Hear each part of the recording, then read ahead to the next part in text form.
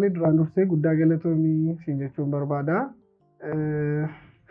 Mee ani si ibsuurraa daawwattoota keenya wajjin wal bariitii gara gaaffilee keenyaatti dabarra. Tole galatoomii ani Guutuun Daashaw Dinqaan jedhama. Hojiidhaan immoo hoogganaa olaanaa waldaa barnootaaf leenjii Taliila Ogummaati. Tole mee waa xiqqoo waa'ee gartuu kanaa yookiin immoo iddootti leenjiin kennamu kanaa fi maal irratti immoo akka xiyyeeffatan gabaabsitee nuuf ibsi. Bakki kuni iddoo kanatti hojii nuti hojjennu hojii kallattii gurguddaa lamaan hojjenna. Tokko barnoota KG'dha hanga kutaa 12tti kan karoorfame, amma KG'dha hanga kutaa 8tti mana barumsaa 7 irratti hojjetaa jirra. Inni lammaffaan leenjii gaggabaabaa kennuudha. Leenjii gaggabaabaa afaanota addunyaalessaa afaan Ingiliffaa, afaan Arabaa, afaan Faransaay kanneen gara Naqamtee gara Wallaggaatti fiduudhaaf yaalii gochaa jirra.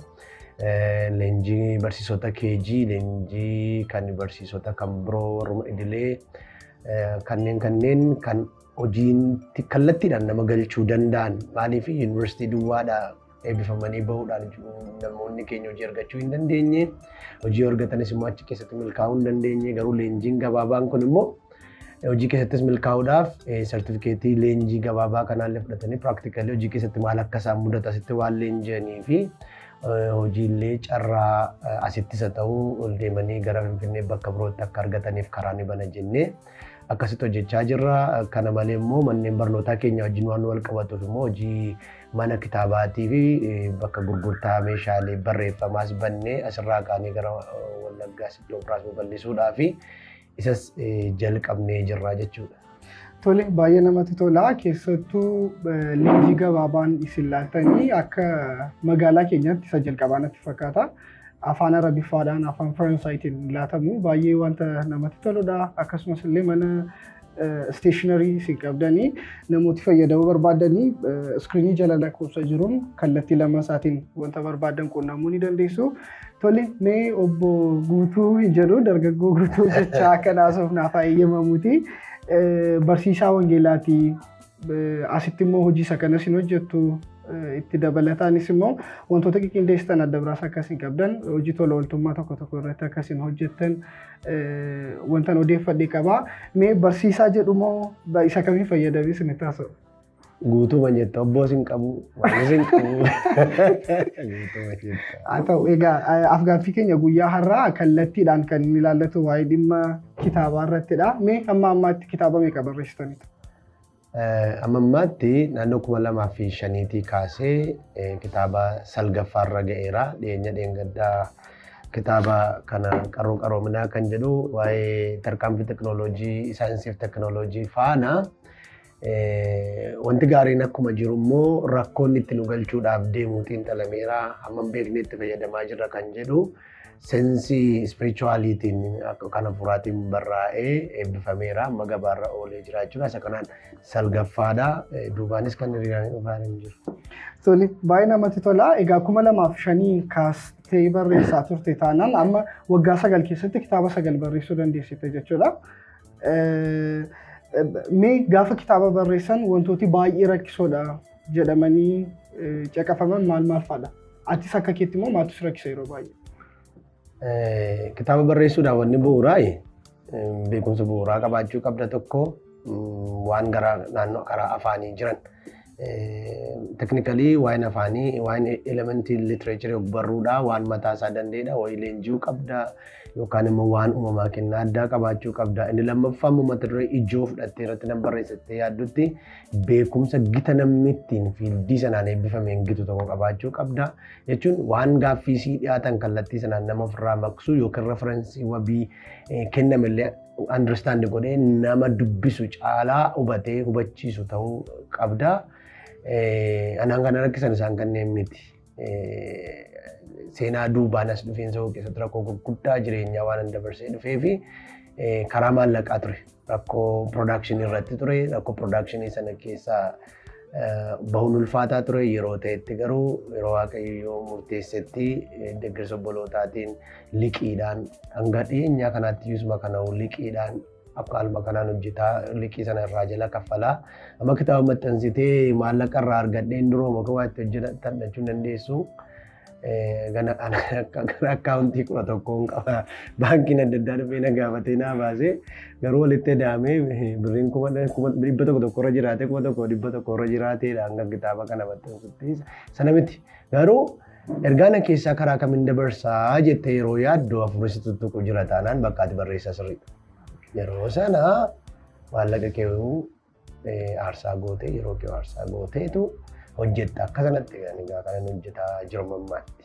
Tole, egaa wantoota nu kakaastan qabdu kana guuttachuu qabaa barreessaa tokko jettanii mee kitaabota sagilan isin barreessitan kuni qola kitaaba sanaa iskiriinii keenya irra hin keenyaa garuu maqaa isaanii muraasa nu yaadachiisa. Kitaabi jalqaba barrooftee muuxannoon jalqabaa qaanqee haleeluu malu jedha. Qaanqeen suni qaanqee qajeelummaan akkamitti saba gidduutti uummata gidduutti dabalaa deemuu danda'a waan jedhu psychological understanding namaa gabbisuudhaaf hubannaa namaa karaa psychology karaa biizinesii waa'ee successiin kaasaa karaa afuraas waa'ee jaalalaa waa'ee abdii waa'ee amantii isaan kun jireenyaaf utubaa akka ta'aniin kaasaa. Yeroo sanatti kitaabni suni baay'eellee hin baane garuu baay'ee mul'anne garuu ni warra itti fayyadaman baay'ee itti gammadaniiru. Ergasii turee ifa Kiristoosiif hawaasa golgaa duubaa kan jedhamu addunyaa kan duuba ta'anii kan naannessan eenyu kan jedhu gaaffii guddaa jalqabaa ture. Akkaataa gara addunyaa furaatti gaatiin beektaa ati nama hubataadha waa'ee furaatti waaqayyo sanatti dubbate.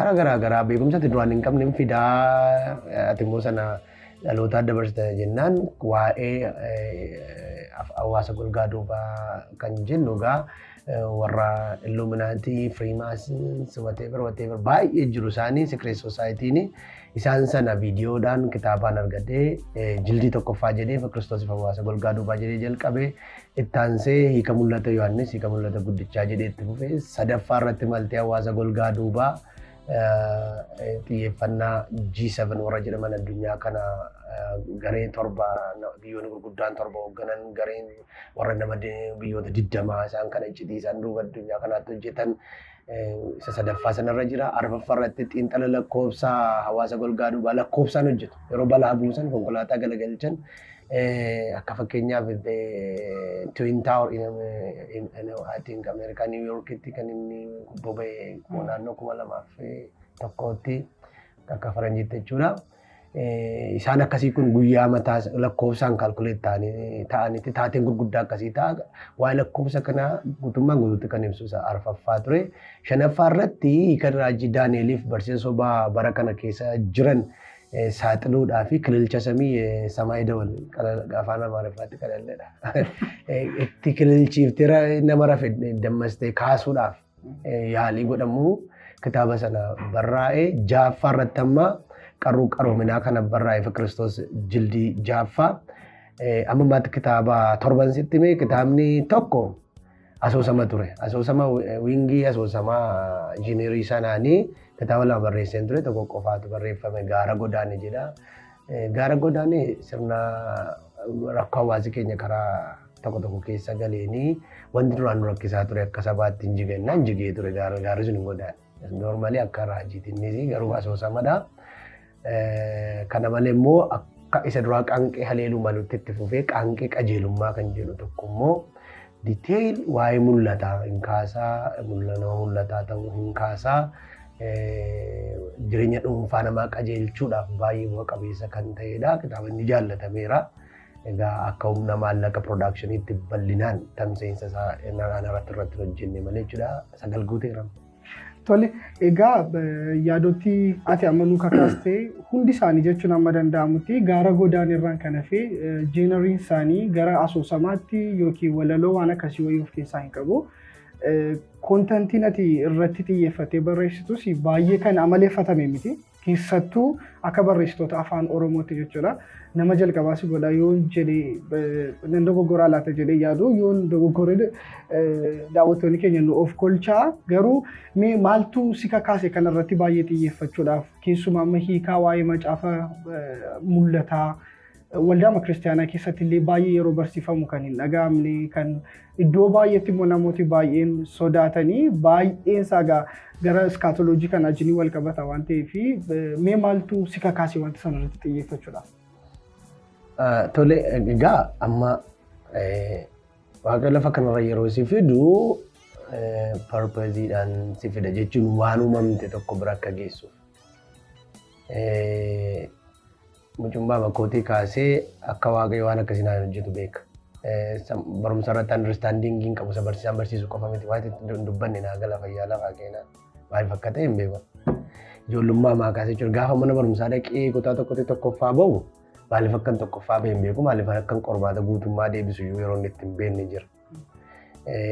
Ijoollummaa keessatti egaa akka guddataa deemtutti kaalsii fa'aa hodhiteen taphattaa maal duukaa fiigaa ol taanu kan duukaa fiigaan oola kubbaa miilaa rakkoo baay'eetti irraanfachuudhaaf nama taphataa ooludha. Amma kutaa 12 fixutti garuu qormaatota ciccimoodha jedhan laayik akka sabjektii fiiziksii fa'aa kanatti badhaafamaa ture. Sana yeroon yaaduma waaqayyootu beekumsa addunyaa kanaa dhokataa ta'e mul'isuudhaaf akeeka hojii na biraa qaba jedhee waan yaade waan hin uumameef kanuma jedhee waan adda baafadhee fi waan namni hin tuqne bira dhaquun filadhe. Lammaffaa irratti immoo akkan silasiin jedhee inni kaanuma kallattii maannatti dubbatame waan ati hin beekne jedhamee gaafa jedhu kanatti dhufee waan sana gadhiisuun dide nan qabee yeroon tokko qabuusa kan biraa dhalataa yeroon tokko qabuusa kan biraa dhalataa anammaa saarra namni bira ga'ee dubbatu waggaa 5 fuuldura.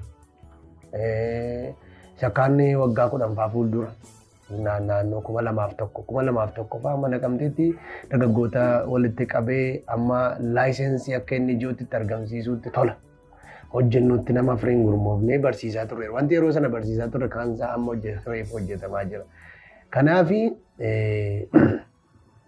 mul'ata Yohaannisii fi Raajii Daani'el fa'aa Hisqeel fa'aa kana gaafa fudhattu yeroo dubbistu iyyuu garaan kee waan inni si ifaan deemnee fi itti si quufaan deemu.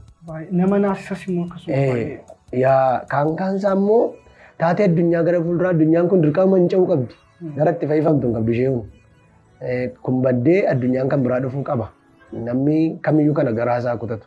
Addunyaa kanatu fayyifamee jannata naa ta'a jedhee lafa kanarratti jannata arga yoo jedhe of goomsa fooqii isaas kanaaf ijaaraa jira yoo ta'e akka namatti dubbichi nuti koo akka namaatti nama lafaa kaafnee nama ijaaruudhaaf dhalannee raca guddeessa fooqii ijaaruun gaarii ta'e garuu namni wal kaasuu dhalate namni utuu fooqii ijaaruu kanaaf dhiphachuu baate hambiraaf dhiphachuu baate akka nama biyya lafaa nama uumamaa taate innaan addunyaa spirituaalitiin ditaachitiidha ta'uu hin beektu.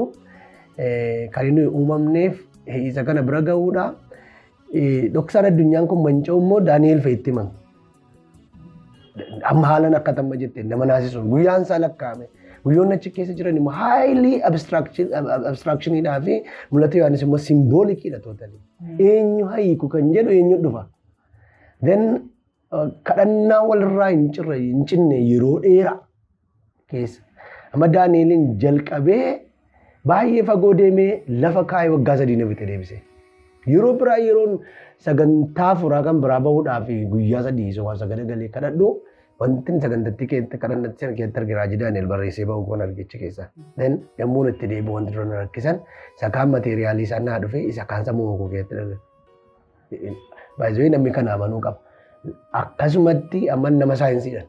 I'm a graduate of Addis Ababa University in BA degree of psychology, MBA, maalo biyya lafaa waan barbaadde naa kaasuu dandeessaa isa miti. Akkasumatti revelationidhaan mataa namaa keessaa hin dhalata mul'ata.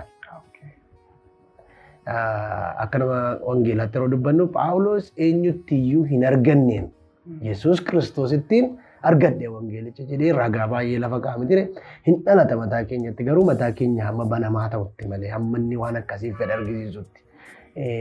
Karaa kanarraan kan ka'e dhugaa dubbachuuf anatu dandeenye wanti jedhamu hin jiru. Baay'ee ulfaata. Kana malee immoo commentaries, Bible commentaries, if you read any Bible commentary, that much deebiin argattu. Mul'ata Yohaannis ani hiike yoo argatte garuu wantuuwwan kun jechuun kana jechaa deema. Raajii Daani'elis tokkoon naareetiiviin achi keessa jiran. Karaa dinagdee akkamitti hiikamu, siyaasaan akkamitti hiikamu, karaakteriin achi keessa jiru maal, lakkoobsonni guyyoonni kennamu namni guyyaa amma manaatti ture hagammadu ni jedhu maanni guyyichi maaliif akkana jedhame wanti hundi isaa clearly lafa taa'ee jira jechuudha. Kun egaa akka gooftaa Yesuus Pheexroos dubbate yoo olii dhufe malee hin danda'amu hangaa akkasitti dhugatti.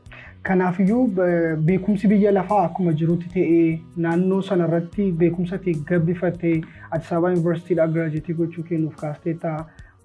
Keessumaa magaalaa Naqamtee keessatti mana barumsaa guguddaadha jedhaman anaan gaafan askii ture achi turteetta. Dibooraa barsiisaa turteetta.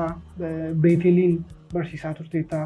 Mana barumsaa namooti gaggaariin keessaa oomishamaniiru jedhamanii yaadaman baay'ee isaanii keessa barsiisuu keetii fi barumsati biyya lafaa keessatti walitti qabatte yoo sababa ta'aniyyuu kitaaba kana barreessuudhaaf garuu harki Waaqayyoo akka keessa jiru hunda gararraa kaka'umsa isaa kan si keessatti uume hafuura qulqulluu akka ta'e nu kaasteetta bal'inaanis nutti dubbatteetta. Egaa daawwattoota keenya yaada isa kanarratti diteelii akka haasofnu barbaaddu yoo ta'e booksii yaadi keessatti kennamu keessa yaada keessan nuuf ka'a. Abdii guddaan qaba. Guutuunis akka inni nuuf argame yaada tokko tokko dabalataan haala gadi fageenya qabuun nuuf ibsuu danda'u.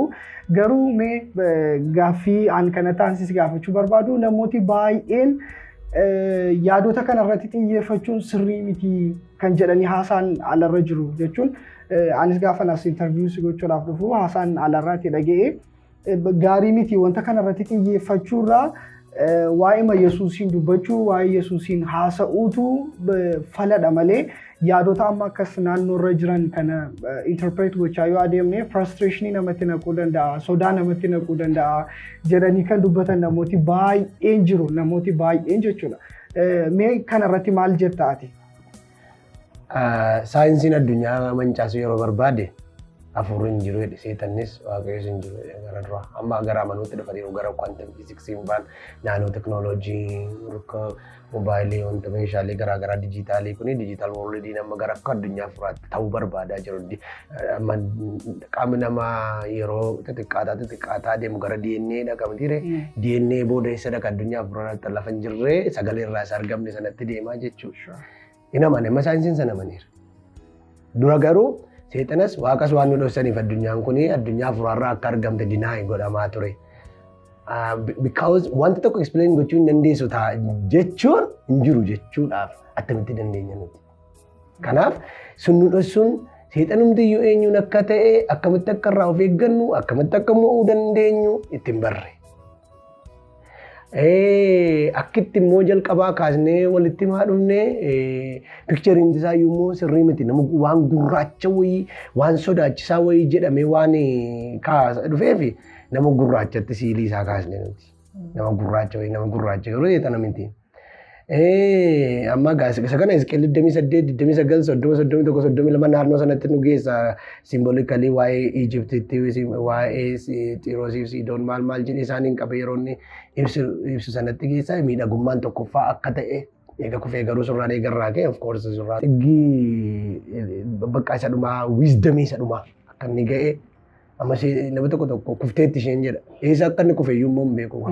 Mul'atu Yohaannis kan inni kufe jedhu oobdii waaqayyoo hin naqa ture. Yoo boqonnaa tokko lakkoofsa tokkorra oobdii waaqayyoo irra dhaqee ijoollee waaqayyoo kasasaa akka ture booda garuu yeroo luba Iyyaasuu Zaadoqiin fa'aa kasasuu dhaqee maal fa'aa hin argina booda garuu achi keessa hin darbatamu. Maaliif jennaan lolaa barcuma isa olaanu qabachuudhaaf amma fakkeenyaaf inni Twin Towerii sila siin jedhu karaa kamirra rukutan yoo siin jedhe kallattii qabaman miiningii qaba karaa noorziirra rukutan. Karaa noorziirra jechuun karaa teessoo waaqayyoo jedhamee yaadamuudha Isaayyaas irratti caafame wanta jedhu Isaayyaas 14 irra. Teessoo waaqayyoo gara bitaa ol bahee nan qabadha jettee yaaddee turte wanta inni jedhuuf jechuudha.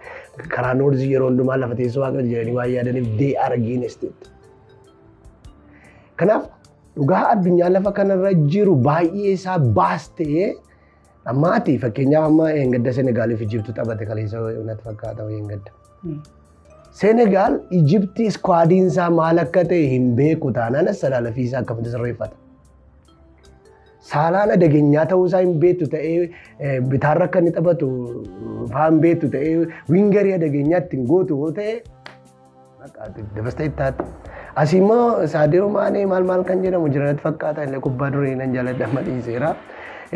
Gubbaa adageenyaa kana akkatti qabatti nama lama illee itti qacartee akkanitti kubbaa diriibil godhu akkanitti maal godhu shuuxii godhu eessa akka inni dhaabatu maal akka inni godhu shaadoo godhamoo teeknikalii fayyadaman taalentii qabamoo taaktikiidhaan maal jettee gurbaa kana qayyabattee iskwaadii guutummaa qayyabattee rispoonsiivii taatee kanarratti immoo offensiivii hin taatu ataak gootee deebis laachuu hin dandeessu taanaan ati nyaatamteettati. Kanaaf haxxummaa seexanaa akka beeknuuf macaafni nutti hima Efesoon 6:11. Haxxummaa seexanaa itti beekaa humna gooftichaa uffadhaa humna jechuun knowledge power. Kanaafiyyuu wanta kanarratti qayyabachuun wanta kanarratti barreessuun wanta kanarratti dhaloota hubachiisuun dirqama karaa macaafa qulqulluulee nu kennamedha jennee fudhachuu dandeenya jechuudha.